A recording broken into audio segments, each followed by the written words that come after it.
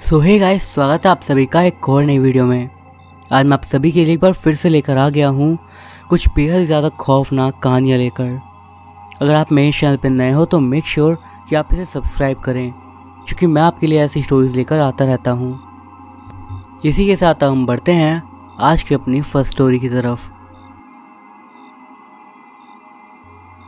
दशक था 1990 का। गांव कौड़िया में एक युवक था जिसका नाम था बब्बा। जाति से वो भील था। उसके पिता की मृत्यु हैजा की वजह से हो गई थी और उसकी माँ अक्सर ही बीमार रहती थी। कौड़िया गांव आदिवासी बहुल्य था। इस गांव में ना तो बिजली थी, ना रोड, ना ही कोई स्कूल। सरकार से खेती के लिए 5 बीघा जमीन पट्टी में मिली थी। बब्बा रबी, खरीफ, दलहन, तिलहन हर फसल की खेती करता था। अच्छा खासा वो अनाज बेच पाता था। किसान था परंतु संपन्न था। आज फिर से उसकी माँ की तबीयत ज़्यादा बिगड़ गई थी। बब्बा गांव के ओझा चिरौंजी के पास गया और बोला, चलो काका, अम्मा फिर चौंक रही है और उसकी नटई जोर जोर से बोल रही है। दोनों घर पहुँचे और चिरौंजी ने तुरंत 1 लोटा जल मंगवाया। 5 तरह के फूल, लौंग, कोयला, सिंदूर और एक नींबू। फिर बनाई धार और बब्बा की अम्मा की चोटी पकड़कर मंत्र बुदबुदाने लगा। लोना चमारिन की दुहाई, कामरूप कामाख्या की दुहाई, भैरव बाबा की दुहाई, 5 पांडव की दुहाई, हनुमान जी की दुहाई। टोना हो टपार हो, भूत चुड़ैल मरी जिंद, सबको क्रिया है, तिलाक है, छोड़ के जाओ। इतना बोलकर पूरे शरीर पर उसने फूंक डाला। फिर जेब से स्रोता निकालकर थोड़ी सी चोटी काटी, पानी से दुहाई पड़कर चेहरे पर छींटा मारा और बब्बा से कहा, जाओ धार चौराहे पर जहाँ 4 गली हो वहीं डाल देना और पीछे मुड़कर मत देखना, नहीं तो तुम्ही को चाप लेगा। अगली सुबह बब्बा चिरौंजी के पास गया और कुछ पैसे दिए और बोला, काका, देवताओं को उनके हक के लिए ये रखो। चिरौंजी बोला, दादू, हम पैसे नहीं लेते, तुम जानते हो, तुम कुछ सामान दे दो। बब्बा बोला, काका, तुम ना हो तो अम्मा तो मर ही जाए। ये पैसा मैं तुमको नहीं, देवताओं के हक के लिए दे रहा हूँ, तुम मंगा के चढ़ा देना। आज गांव में ज़रा खेत में थोड़ा काम है। चिरौंजी बोला, ठीक है, पर दोबारा तुम ही लाना सब कुछ, हमको मत परेशान करना, बूढ़ा आदमी हूँ। बब्बा हंसते हुए बोला, अरे काका, तुम्हारे पास शेरों की कमी है क्या? चाहे जिसको दहाड़ मार दो। चिरौंजी ने कहा, हाँ, सब सतार नहीं है हमारी तरह। बब्बा ने 5 रुपए की एक और नोट निकाली और देते हुए बोला, जो जाए उसको दे देना, ठेका से ले लेगा एक आशा की पत्ती। फिर दोनों हंसने लगे। बब्बा खेत जोतता और फिर घर आके खाना भी बनाता। उसे काम बहुत पड़ जाता था। गांव में अक्सर सब लोग चर्चा करते थे कि लड़का हो तो ऐसा हो। शाम को चिरौंजी काका के द्वारे पर कई लोग बैठते थे, बूढ़े जवान सब। चिलम और बीड़ी पीने का दौर चलता और इधर उधर की बातें होती, किस्से कहानियाँ बताए जाते, गांव की भी चर्चा होती। चर्चा में ही एक ने कहा कि चिरौंजी काका, बब्बा का काज करवाओ, बेचारा कब तक परेशान रहेगा। अब बब्बा के घर कोई सियाने तो रहे नहीं, महतारी है, वो बीमार ही रहती है, ऐसे में काज की बात करे कौन बेचारे के लिए। चिरौंजी ने कहा, ठीक कहा किशोर, अब हम ही तुम्हें को इसके लिए रिश्ता खोजना होगा। ये बात खोकर सबकी सहमति बन गई। बब्बा सिर खुजा रहा था शर्म के मारे। बब्बा की शादी तय हो गई अकरारी गांव में। लड़की सुंदर थी और नाम था उसका बिलपतिया। शादी हो गई और बब्बा सुंदर पत्नी पाकर काफ़ी खुश हो गया था। शादी के कोई 3 माह के बाद बब्बा की माँ की मृत्यु हो गई। इस बार जब उसकी तबीयत खराब हुई तो चिरौंजी की झाड़ फूंक भी उन्हें बचा नहीं पाई। दिवाली पर घर की सफाई हो रही थी और बब्बा भी बेलपतिया का हाथ बटा रहा था। बेलपतिया पीली मिट्टी से दीवार पोत रही थी। बब्बा जाला साफ कर रहा था अरहर की कड़िया से। कोने कोतरों में जमा हुई गंदगी को बाहर बटोर रहा था। अचानक जब कुठीला के पास पहुंचा तो उसे गंध सी महसूस हुई। उसने सोचा शायद कोई चूहा या छिपकली मरी है। या बिल्ली ने गंदगी फैला दी होगी। अब बब्बा लगा सूंघने, पर ना उसे चूहा मिला, ना छिपकली, ना ही बिल्ली। फिर बब्बा ने कुटिला खोला, जिसे खोलते ही ऐसी भयानक दुर्गंध आई कि मानो वो बेहोश हो जाए। कुटिला में इंसानी गंदगी भरी हुई थी। उसने बेलपतिया को आवाज़ दी और वो भागी भागी आई। बोली, क्या है जी, और ये दुर्गंध कैसी? बब्बा नाक पर गमछा रखते हुए बोला, ये किसने किया बेलपतिया? बेलपतिया बोली, मैं क्या बताऊं, मैं तो खुद सोच में हूँ। ये बात पूरे गांव में फैल गई। औरतों का तांता लग गया, तरह तरह की बातें होने लगी। चिरौंजी काका बोले, बड़ी अचंभे वाली बात है। जानवर क्या इतने पोरुखी हो गए कि कुटिला का ढक्कन खोल के उसमें गंदगी करेंगे, फिर से बंद करके जाएंगे? नहीं, जरूर ये काम किसी आदमी या औरत का है, या फिर किसी टोनहीन का। बब्बा की किसी से कोई दुश्मनी या झगड़ा नहीं था, फिर कौन हो सकता है? एक औरत बोली, काका, कहीं बब्बा की अम्मा मर के चुड़ैल तो नहीं बन गई? मरी भी तो बीच पादा से ही है। चिरौंजी सोच रहा था पर कुछ बोला नहीं। कुटिला को घर से बाहर फिकाया गया और सब ने बब्बा और बेलपतिया को कड़ी निगाह रखने के लिए बोला। अगले दिन रात को जब सब लोग दिया जला रहे थे, पूजा पाठ कर रहे थे, तब चिरौंजी कुछ सोच रहा था। सारा गांव सो चुका था और चिरौंजी अपनी लाठी लेके चल दिया दबे पांव बगीचे की तरफ, जहां एक और नदी का किनारा तो दूसरी ओर शमशान था। वहां पहुंचकर चिरौंजी आम के पेड़ के पीछे छुप गया। कुछ देर के बाद वहां पर एक स्त्री आई और उसने अपने सारे कपड़े उतारे और दीर्घ शंका कर उसी से लीप कर उसमें बैठ गई। दीपक जलाकर वो कुछ मंत्र बुझाने लगी। दीपक की रोशनी में जब चिरौंजी ने औरत को देखा तो वो हैरान हो गया। चिरौंजी का शक सही निकला। वो कोई और नहीं, बेलपतिया ही थी, जो कि साक्षात चुड़ैल लग रही थी। कोई कमजोर दिल वाला इस वक्त उसे देख लेता तो दिल के दौरे से ही मर जाता। चिरौंजी सोचने लगा, ये क्या हो गया उससे? उसी ने तो बेलपतिया की शादी करवाई थी बब्बा से। आखिर अब वो बब्बा को कैसे बताएगा कि बेलपतिया जादू टोना टोटका करने वाली एक चुड़ैल है? कौन विश्वास करेगा उसकी बातों पर? उसने फिलहाल खामोश रहना ही उचित समझा। समय बीतता गया और आज दानी और उसकी पत्नी दौड़ते हुए रोते हुए चले आ रहे थे उनके घर की तरफ। दानी की गोद में उसका 4 वर्षीय बेटा था। चिरौंजी के सामने पहुंचकर दोनों दहाड़े मारकर रोने लगे। दानी बोला, देखो ना क्या हो गया मुन्ना को, कुछ बोल ही नहीं रहा। चिरौंजी ने ध्यान से देखा और अपने आंगन में लगे तुलसी के पेड़ के पास लिटाने को कहा, जहां उसके देवी देवता विराजमान थे, जिनकी भक्ति की शक्ति से वो सबको आरोग्य देता था। चिरौंजी ने सरसों का दाना मंगाया और कांसा, फिर सरसों के दानों पर मंत्र फूंक कर बच्चे पर फेंकने लगा। कांसे को उंगलियों की पोरों से नापा और झाड़ना शुरू किया। काफ़ी देर तक वो झाड़ता रहा, तब तक बच्चे ने आंखें नहीं खोली। उसने दोबारा कांसे को नापा और चौंक गया। दानी बोला, क्या हुआ मुन्ना को काका? तो चिरौंजी बोला, मियादी टोना था, 24 घंटे बीत जाते तो ये नहीं बचता। दानी की पत्नी बोली, क्या मियादी टोना? ये किस भला का नाम है? चिरौंजी ने कहा, इसमें टोना करने वाला समय निर्धारित कर देता है। उतने समय में यदि सही उपचार ना हुआ तो टोना खाया हुआ व्यक्ति मर जाता है। इसे खाने में टोना दिया गया है। ये लो, बबूत दे रहा हूँ, इसे खिला देना। इससे मुन्ने को उल्टी होगी और टोना बाहर निकल जाएगा। हुआ भी वैसा ही जो चिरौंजी ने कहा था। अब दानी का बेटा बिल्कुल ठीक था। पूरा गांव चिरौंजी को देवता की तरह देख रहा था। चिरौंजी के घर के सामने नीम का एक पेड़ था, जो कि धीरे धीरे अचानक से सूखने लगा था।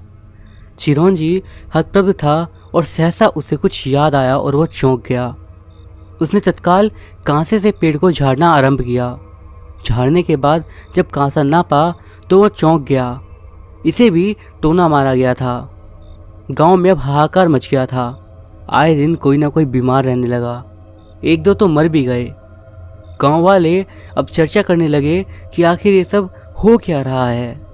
सब ने चिरौंजी से बात करी कि काका, ये गांव में अचानक कौन सी महामारी आ गई है कि कौन सी आफत आ पड़ी है हमारे गांव पर। चिरौंजी ने कहा, ये किसी जीती जागती चुड़ैल की करनी है। कोई ऐसा गांव में है जो टोना कर रहा है। सबने पूछा, कौन है वो जो ऐसा कर रहा है? काका, उसे गांव से बाहर करो, नाम बताओ, बाकी हम खुद कर लेंगे। चिरौंजी ने कहा, आप सब धैर्य बनाइए, जल्द ही सबको इस बला से मुक्ति मिलेगी। चिरौंजी अगले दिन कहाँ चला गया किसी को नहीं पता। लौटा तो 2 दिन बाद अपनी ही उम्र के एक व्यक्ति के साथ। गांव वालों ने उसे घेर लिया। अरे काका, कहाँ चले गए थे? सब कितना परेशान हो गए थे। अब सब परेशानी दूर हो जाएगी, चिरौंजी बोला और साथ में आए हुए व्यक्ति की ओर इशारा करके कहा, ये मेरे गुरु हैं, यही तुम सबको इस बला से मुक्ति दिलाएंगे। चिरौंजी का गुरु गांव वालों से बोला, हर घर से सतरंगी धार बनाकर लाओ और एक बड़े घड़े में इकट्ठा करो। सबने ऐसा ही करा। फिर गुरुजी ने मंत्र फूंक कर घड़े पर मारा और कहा, अब इस सतरंगी धार से गांव को बांध दो। फिर वो गुरुजी ने एक हल लाने को कहा। हल आ गया और अब उस हल पर चिरौंजी और गुरुजी मंत्र पढ़कर फूंकने लगे। फिर एक ताजे बांस की छड़ी मंगाई गई और उसे हल्के हल्के हल्कों मारने लगे। जितना वो हल्को मारते, बेलपतियाँ चिल्लाती जो भीड़ में ही खड़ी थी। गांव वाले हैरान थे कि आखिर ये क्या हो रहा है। बब्बा से रहा नहीं गया, उसने चिरौंजी से कहा, काका, ये बेलपतियों को क्या हो रहा है? चिरौंजी बोला, यही गांव वालों की परेशानी की वजह है बब्बा, ये टोना टोटका करने वाली चुड़ैल है। ये क्या कह रहे हो काका? बब्बा बोला, जो तुम सुन रहे हो ये तो मैं उसी दिन जान गया था जिस दिन तुम्हारे घर में गंदगी मिली थी। इसी ने तुम्हारी माँ को भी मारा है। मैंने खुद इसे टोना जगाते हुए देखा है। इसे गांव से बाहर नहीं करा तो इस सबको मार डालेगी। बब्बा ने फिर लाठी उठाई और बिलपतिया को मारना शुरू कर दिया। पूरा गांव देख रहा था। बब्बा ने कहा, सलामती चाहती है तो भाग यहाँ से, वरना मेरी माँ की जान लेने वाली को मैं जिंदा नहीं छोड़ूंगा। बेलपतिया भाग रही थी और गांव वाले पत्थर मार मार कर उसे दौड़ा रहे थे। गांव से बाहर करके सब लोग वापस लौट आए और गांव में कुछ समय के बाद सब कुछ एकदम सकुशल हो गया। भंडवार गांव में एक परिवार था जिसके मुखिया पप्पू पाठक थे। पत्नी का नाम परमीला था, जो कि अत्यंत सुंदर पढ़ी लिखी थी, लेकिन उसका जादू टोने और टोटके पर अटूट विश्वास था। पेट दर्द भी उसे होता तो वो डॉक्टर के नहीं बल्कि ओझा के पास दौड़ती जाती। परमीला का एक फूफा था जो कि तंत्र किया करता था। परमीला की एक बेटी और एक बेटा हुआ। समय गुजरता गया और परमीला और पप्पू ने अपनी बेटी का ब्याह तय कर दिया, बबलू उपाध्याय के बड़े बेटे शिवा के साथ। शिवा और परमीला की बेटी गुड्डी मॉडर्न थे। शादी से पहले ही शिवा और गुड्डी ने वो सब कर दिया जो उन्हें शादी के बाद करना था। एक दिन परमीला ने गुड्डी को शिवा से मोबाइल पर बात करते हुए सुना। गुड्डी कह रही थी कि तुमने मुझे कोई तोहफा नहीं दिया कल। शिवा बोला, कल क्या था? बर्थडे था क्या तुम्हारा? गुड्डी बोली, नहीं, कल मैंने अपने आप को तुम्हें सौंपा था, उसकी याद तो कुछ होनी चाहिए ना। शिवा ने मजाक में कह दिया कि उसे ये सब अच्छा नहीं लगा। परमीला के कानों में शिवा के ये शब्द किसी गर्म सलाखों की तरह प्रवेश कर गए। उसे लगा शिवा ये कहना चाह रहा है कि वो कुंवारी नहीं थी। परमीला को लगा कहीं शिवा शादी से इनकार ना कर दे, क्योंकि अब उसका शादी का मन नहीं है। उसने गुड्डी को भी यही सब समझाया कि शिवा उसे खुश नहीं रखेगा। गुड्डी की शादी हो गई। गुड्डी ससुराल आ गई।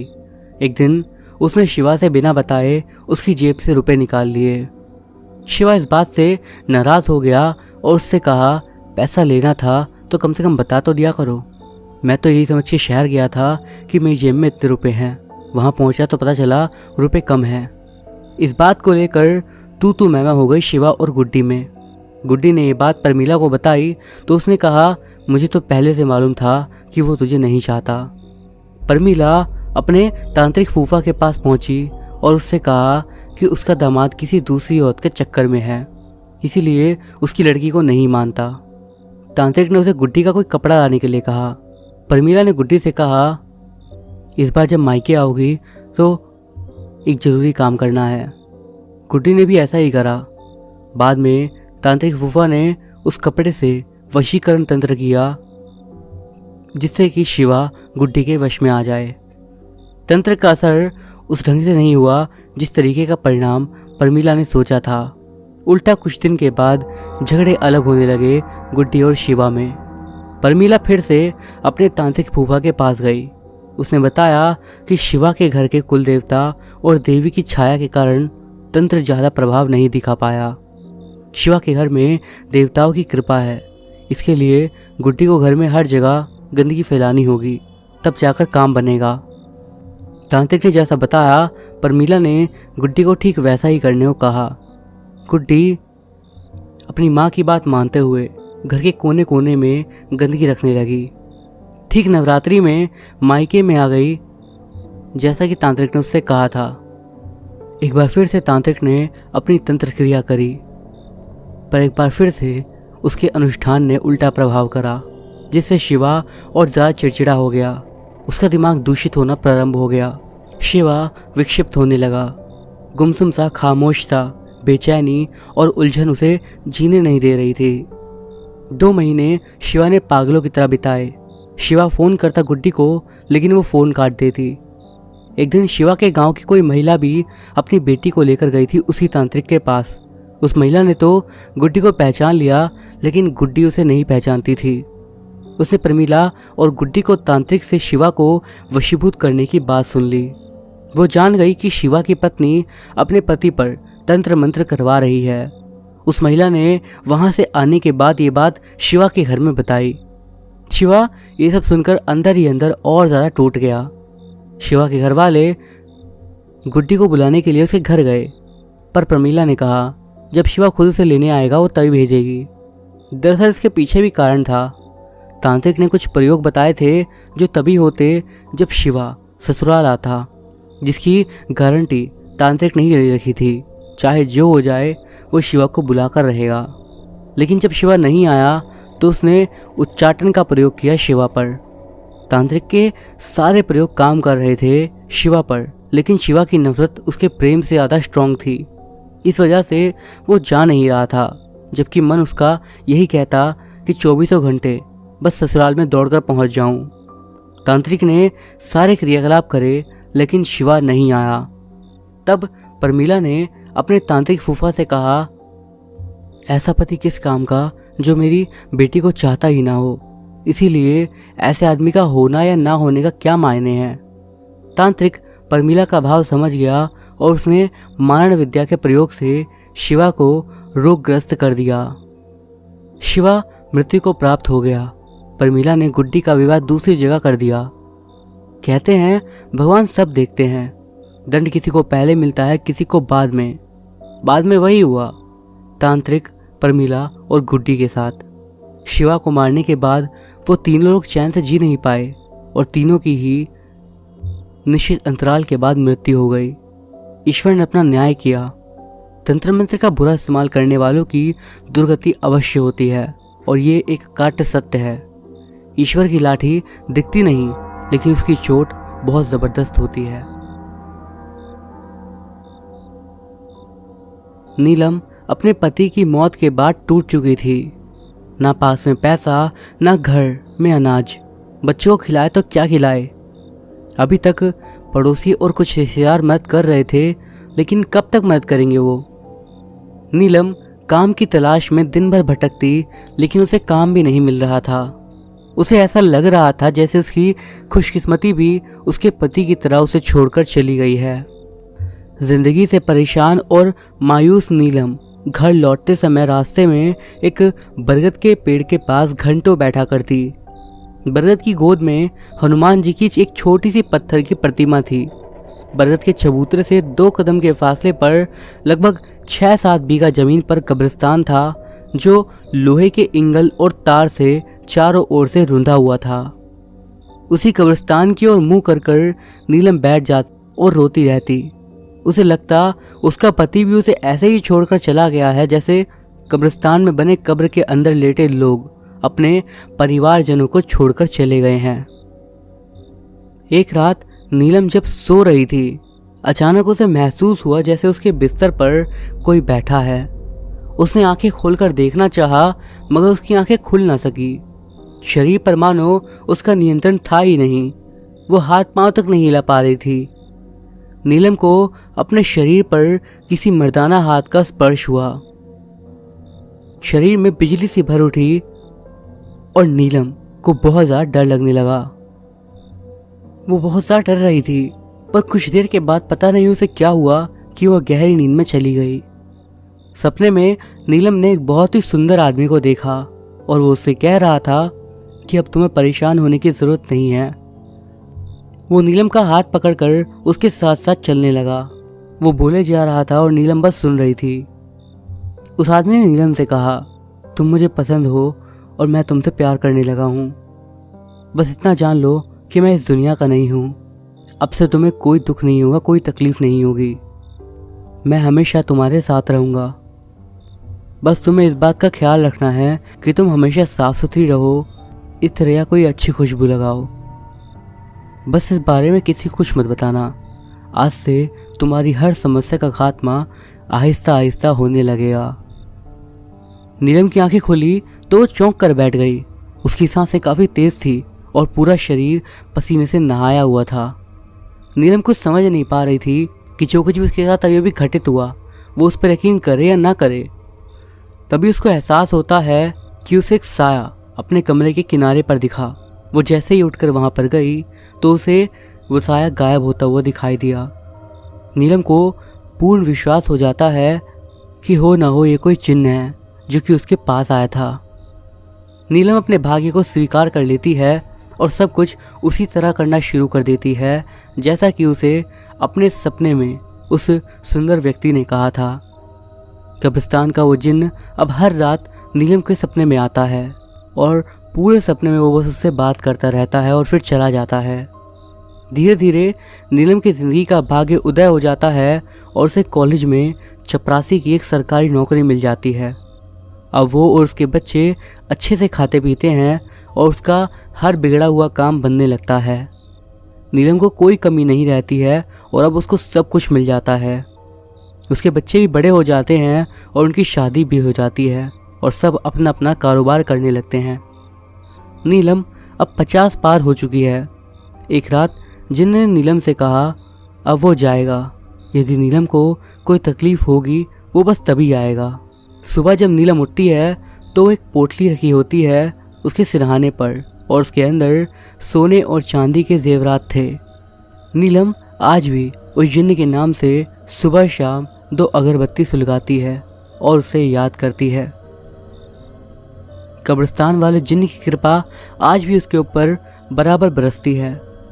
पता नहीं वो कब आ जाए नीलम से मिलने के लिए। यही सोचकर वो हमेशा ही आज भी अच्छा परफ्यूम लगा कर रखती है।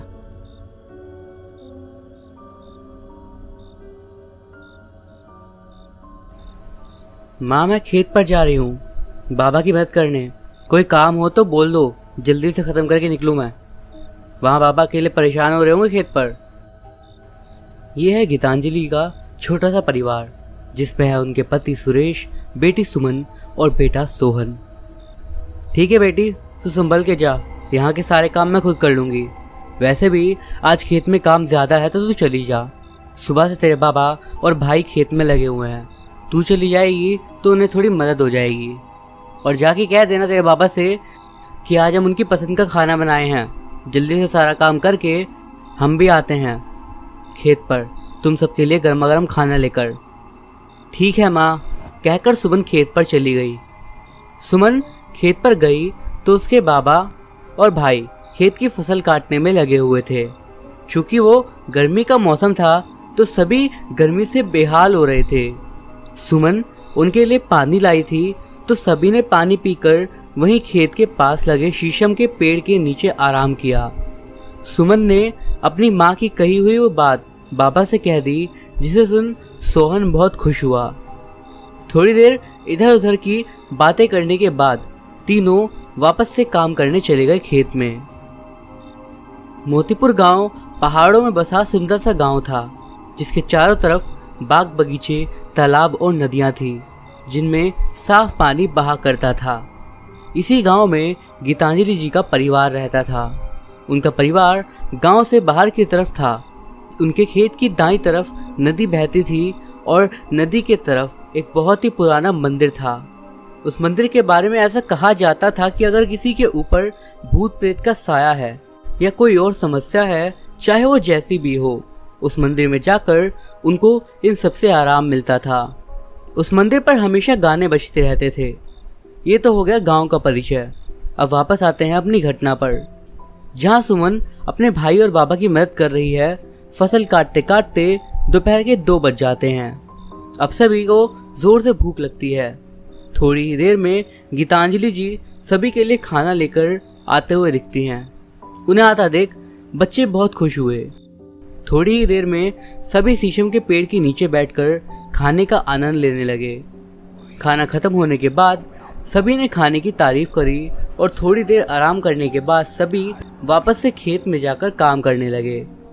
काम करते करते शाम के 6 बजे से ऊपर का समय हो गया था और पहाड़ी इलाका होने की वजह से अब अंधेरा भी होने लगा था।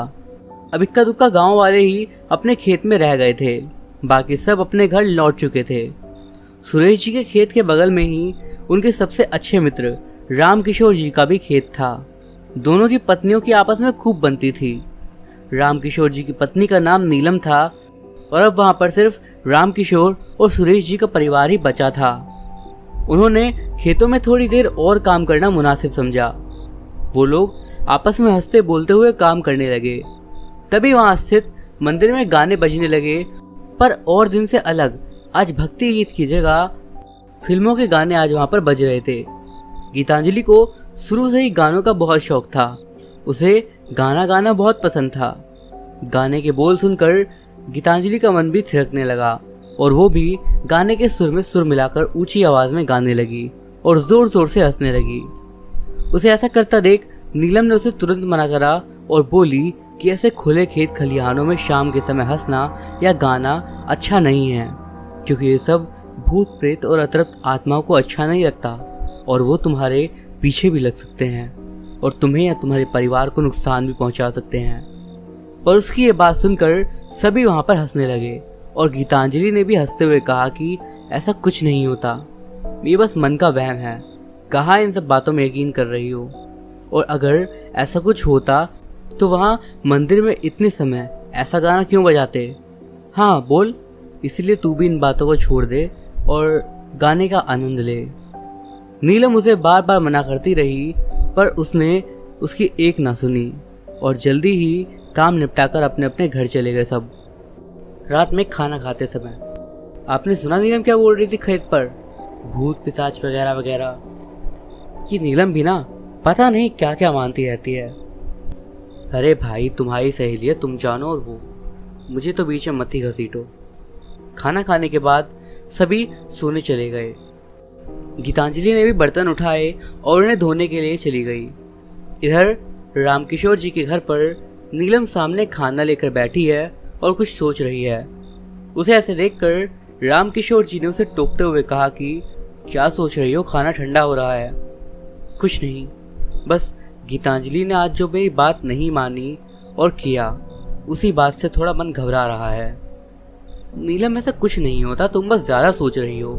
सोचना बंद करो अब और जल्दी से खाना खा लो, ठंडा हो जाएगा। ऐसा बोल के रामकिशोर जी भी खा के सोने चले गए। इधर नीलम ने भी बेमन से थोड़ा बहुत खाया और सोने चली गई। रात के कोई 2 बजे के आसपास गीतांजलि की नींद खुली। उसे प्यास लगी थी तो उठकर वो पानी पीने बाहर आंगन में आ गई। इससे पहले भी वो कई बार रात में उठकर पानी पीने आई थी, पर आज पता नहीं क्यों उसे अजीब सा डर महसूस हो रहा था। एक अजीब सा ही एहसास हो रहा था, जैसे उसके आसपास कोई है, जैसे कोई उसे देख रहा है। फिर उसने अपने मन का वहम मानकर पानी पीकर वो चली गई। तभी अंधेरे में एक साया उभरा जो जाती हुई गीतांजलि को घूर रहा था। उसकी आंखों में गुस्से की झलक साफ दिख रही थी।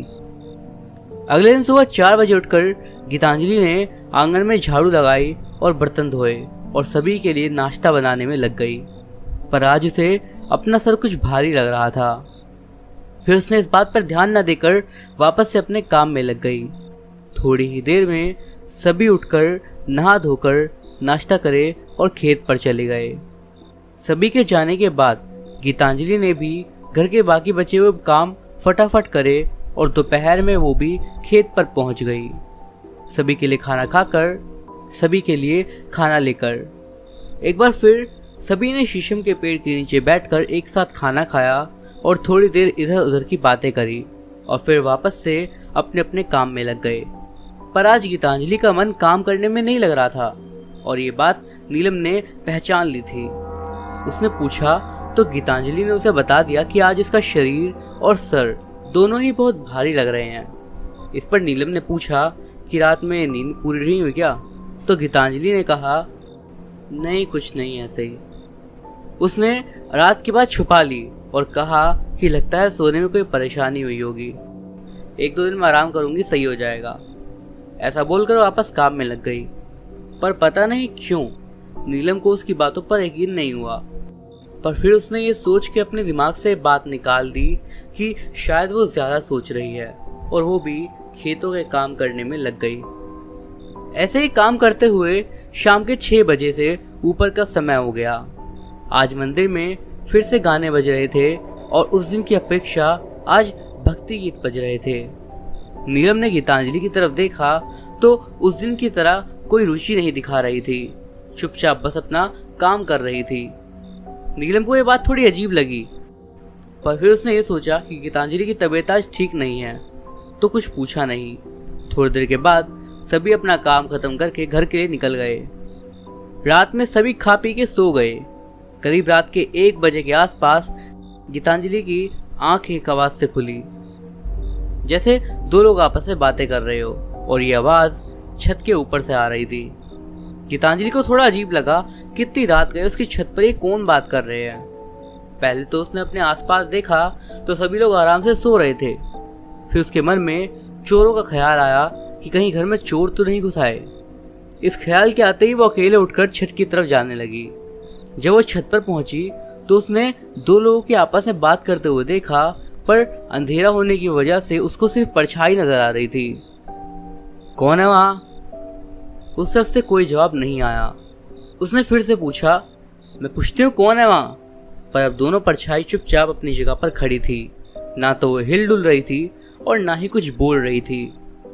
गीतांजलि हिम्मत करके उनके पास जाने लगी और फिर थोड़ा पास पहुंचकर पूछी, कौन हो भाई तुम? इस बार दोनों परछाइयाँ एक दूसरे की तरफ देखने लगी और फिर मुस्कुराई और एक साथ पलटी, और उनके पीछे पलटते ही गीतांजलि की चीख निकल गई।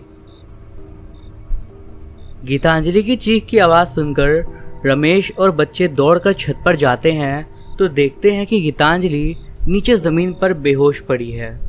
जब वो लोग पास जाकर उसे झकझोर के उठाते हैं तो वो चीखते हुए उठ बैठती है और रोते हुए बताने लगती है कि उसने छत पर 2 लोगों को देखा। उनके चेहरे से खून टपक रहा था और आंखों की जगह पर काले गड्ढे थे। वो लोग ज़मीन से ऊपर हवा में लटके थे और मुझे देखकर अजीब तरीके से हंस रहे थे। रमेश, मुझे बहुत डर लग रहा है, और वो रमेश को पकड़ के रोने लगती है। ये सब सुन के बच्चे और रमेश दोनों घबरा जाते हैं, पर रमेश बच्चे को डरा हुआ चेहरा देखकर खुद को संयत करते हुए गीतांजलि से कहता है कि ऐसा कुछ नहीं है, बस तुम्हारा वहम होगा। पर गीतांजलि रोते हुए अपनी बात दोहराती है कि नहीं, ये सब वहम नहीं है, मैंने सचमुच अपनी आंखों से ये सब देखा है। रमेश किसी तरह समझा बुझा कर गीतांजलि को लेकर नीचे आता है और सुलाने की कोशिश करता है, पर गीतांजलि इतनी डरी हुई थी कि वो सोने के लिए तैयार ही नहीं थी। पर जब बच्चों ने भी कहा कि माँ आप सो जाओ, हम सब यहीं हैं, तब जाकर कहीं गीतांजलि ने आंखें बंद करी और फिर थोड़ी देर बाद उसे नींद आ गई। अगली सुबह किसी ने भी गीतांजलि को जगाया नहीं। सभी रात की घटना से विचलित थे और अपने अपने काम निपटाकर खेत पर चले गए। पर आज खेत में भी रमेश का मन नहीं लग रहा था काम में, और रात की घटना के बारे में वो सोच रहा था। तभी रामकिशोर ने आकर पूछा कि क्या हुआ रमेश, आज सुबह से तुझे देख रहा हूँ, तेरा ध्यान नहीं है काम में, कुछ परेशानी है क्या, या भाभी से झगड़ा हो गया? तू तो देवदास बना बैठा है रे। ऐसा बोलकर रामकिशोर हंसने लगा, पर जब उन्होंने देखा कि रमेश पर उनके हंसने का कोई असर नहीं हुआ तो पास जाकर रमेश के कंधे पर हाथ रखकर पूछते हैं, कल रात हुई सारी घटना के बारे में। तो रमेश कल रात हुई सारी घटना विस्तार से बताता है, जिसे सुनकर रामकिशोर जी भी यही कहते हैं कि हो सकता है भाभी जी का वहम हो, तो चिंता मत कर, सब ठीक हो जाएगा, अभी काम पर ध्यान दे। और ऐसा बोलकर वो वापस अपने काम में लग गए। रमेश ने भी इस बात से ध्यान हटाया और काम में लग गए। आज गीतांजलि सभी के लिए खाना लेकर आई, पर सभी के खा लेने के बाद वापस चली गई। आज वो खेत पर नहीं रुकी। ये सब नीलम को थोड़ा अजीब लगा और उसने रमेश से पूछा, तो रमेश ने बहाना बना दिया कि उसकी तबीयत ठीक नहीं है, तो आज घर पर ही रुककर आराम करेगी। ऐसा बोलकर वो वापस अपने काम में लग गए, पर नीलम का दिल मान नहीं रहा था। फिर भी वो भारी मन से वापस से काम में लग गई और इसी तरह शाम हो गई और सभी अपने अपने घर आ गए। शाम को सभी खाना खाकर सो जाते हैं, पर जैसे ही रात के 12 बजते हैं गीतांजलि जोर जोर से चिल्लाने लगती है। उसकी आवाज़ सुनकर बच्चे और रमेश सभी उठ जाते हैं और वो गीतांजलि को पकड़कर हिलाने लगते हैं और पूछते हैं कि क्या हुआ। पर वो बस चेहरे पर हाथ रखकर चिल्लाए जा रही थी और कह रही थी कि वो दोनों सामने ही खड़े हैं और मुझे देखकर हंस रहे हैं, पर रमेश और बच्चों को कोई भी नहीं दिखाई देता। बहुत देर तक समझाने के बाद गीतांजलि शांत होती है और वापस सो जाती है, पर अब धीरे धीरे ये रोज होने लगा था। अक्सर रातों में गीतांजलि चीखकर उठ जाती थी और रोने लगती थी। कभी कहती कि उसके कोई पैर पकड़कर खींच रहा है, तो कभी कहती कि उसके पैरों में कोई चूड़ियाँ गड़ा रहा है, तो कभी कहती कि कोई उसके पास खड़े होकर हंस रहा है, पर किसी को कोई कुछ दिखाई नहीं देता। गीतांजलि के पैर से बहता हुआ खून सबको दिखाई देता, तो कभी वो सीढ़ियों पर चिल्लाते हुए मिलती। किसी को कुछ समझ नहीं आ रहा था कि आखिर क्या हो रहा है। और ये सब होते होते 1 महीने से ऊपर हो गया और गीतांजलि की हालत भी अब बिगड़ती जा रही थी। अब उसने खेत पर जाना भी छोड़ दिया था। हमेशा गुमसुम सी और डरी डरी रहती थी वो। रमेश से उसकी हालत देखी नहीं जाती थी, पर वो समझ नहीं पा रहा था कि वो करे तो करे क्या। नीलम कई दिनों से देख रही थी कि गीतांजलि अब खेत पर नहीं आती। उसने कई बार रमेश से इस बारे में पूछा, पर हर बार वो कोई न कोई बहाना बना देता था। पर आज नीलम भी तय करके आई थी कि आज तो सच जानकर रहेगी। आज जब रमेश खेत पर आया तो नीलम ने उस पर जोर देकर सारा सच निकलवा ही लिया और सब सुनने के बाद उसके होश ही उड़ गए। वो उसी समय गिरती पड़ती रमेश के घर की तरफ भागी। घर पहुंच के उसने देखा कि उसकी सखी सूख के काटा हो चुकी है और आंखों के नीचे काले गहरे निशान पड़ चुके थे उसके। वो गुमसुम से एक कोने में बैठी थी। जब नीलम ने उसके पास जाकर उसके कंधे पर हाथ रखा तो डर के चीखने लगी, पर जब नीलम के समझाने पर उसने उसकी तरफ देखा तो उसकी आंखों से आंसू निकलने लगे और वो नीलम को गले लगाकर रोने लगी और रोते रोते उसने सारी बात बताई। नीलम उसे उसी वक्त नदी किनारे स्थित मंदिर में ले गई और वहाँ के बाबा को सारी घटना बता दी। बाबा ने कुछ देर अपनी आंखें बंद करी और उसके बाद जब खोली तो बोले कि हमें सब पता चल गया है, घबराने की कोई बात नहीं है, हम सब ठीक कर देंगे। 3 दिन की पूजा के बाद बाबा ने एक अंगूठी गीतांजलि को पहनने के लिए दी और कहा कि इसे हमेशा अपनी उंगली में पहन कर रखना। नीलम के पूछने पर कि वो कौन थे जो गीतांजलि को परेशान कर रहे थे, तो बाबा ने बताया कि वो पति पत्नी का जोड़ा था जो आकस्मिक मरने की वजह से भटक रहा था और उन्हें तुम्हारी सहेली का यूँ खुले में हंसना अच्छा नहीं लगा और इसीलिए वो पीछे लग गए। पर अब घबराने वाली कोई बात नहीं है, मैंने उन्हें अपने वश में कर लिया है। पर फिर भी अगली बार से ऐसी गलती मत करना। और ये कहकर बाबा ने उन्हें जाने दिया। गीतांजलि ने नीलम का शुक्रिया अदा करा जिसकी वजह से वो ठीक हो सकी थी। आज गीतांजलि अपने परिवार के साथ खुशहाल जीवन बिता रही है, पर एक घटना याद करके वो आज भी सिहर उठती है। तो दोस्तों, ये थी हमारी आज की स्टोरीज। वीडियो आपको कैसा लगा मुझे कमेंट्स के ज़रिए ज़रूर बताइएगा। पसंद आया तो एक लाइक भी करिएगा। आप कमेंट्स के ज़रिए मुझे अगली वीडियो का टॉपिक भी बता सकते हो। मैं अभिषेक, मिलता हूँ आपसे अगली वीडियो में। तब तक के लिए बाय।